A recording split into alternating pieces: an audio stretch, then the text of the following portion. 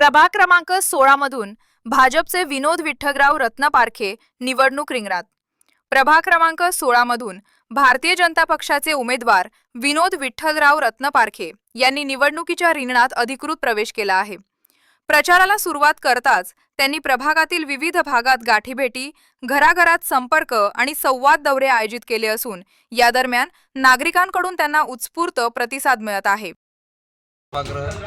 ह्या काही त्यांच्या समस्या होत्या, याचं आश्वासन आम्ही त्यांना दिले की बाबा भारतीय जनता पक्षाच्या आमच्या पॅनलला सगळ्यांना भरघोस मताने तुम्ही विजयी करा, तुमची एकही नागरी सुविधा आम्ही बाकी राहू देणार नाही, असं आश्वासन आम्ही त्यांना आज दिले। कसा प्रतिसाद मिळतो सध्या?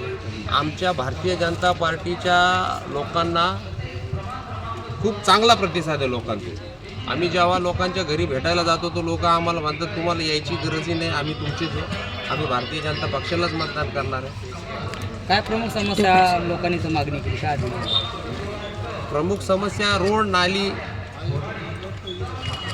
ह्याच समस्या आहेत जास्त करून, रस्त्याच्या, गटारीच्या आणि पाण्याच्या। राजपूतवाडीला मागच्या नगरसेवकांनी पाईपलाईन तर केली पण त्यांना नळ जोडणी आणखी झालेली नाही, ती एक त्यांची मोठी समस्या होती। तेही आश्वासन आम्ही त्यांना दिलं की आम्ही निवडून आल्यानंतर तुम्हाला 100% तुमचं नळ जोडणी करून देऊ आणि तुमच्या घरात पाणी 100% चालू करून देऊ। तुमच्या काही योजना आहेत का? काय नेमकं राबविणार आहात तुम्ही? सर्वप्रथम राजपूतवाडीतील सर्व जनतेला माझा नमस्कार। मी कल्याणी बाबू पवार, वार्ड क्रमांक 16ची उमेदवार आहे आणि महिलांच्या समस्या हेच नळ, पाणी, दैनंदिन समस्या। सगळ्यात पहिला आम्ही महिलांसाठी पाण्याची व्यवस्था करू।